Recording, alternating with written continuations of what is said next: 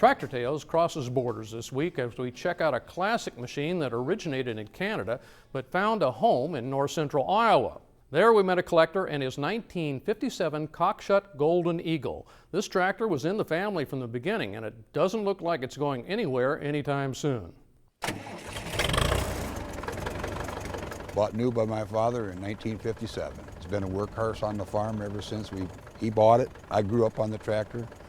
I have the old steering wheel. I always said I cut my teeth on the steering wheel, and there's a couple of hunks missing, and he said that's why they're gone. It's because I cut my teeth on the steering wheel. We had the motor overhauled with new bearings on the crankshaft and new rings on the pistons. Otherwise, that's it.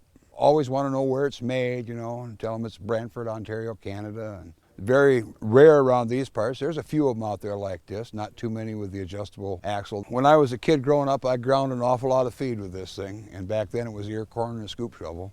My dad made a rock shaft for it, so we had a 3-point run by a two-way hydraulic cylinder. We used to cultivate with a 6-row rear mount cultivator. I would hate to think of how many bales that thing cranked out of a baler when it was always on the baler. I know one summer Dad baled for the neighbor down the road here, and he had a lot of cattle. And I think at the end of the year he tallied up, we'd cubed up 24,000 bales of hay and straw, and it was all with that tractor. Pulled a 4-bottom plow with it. Dad had 414s that he plowed.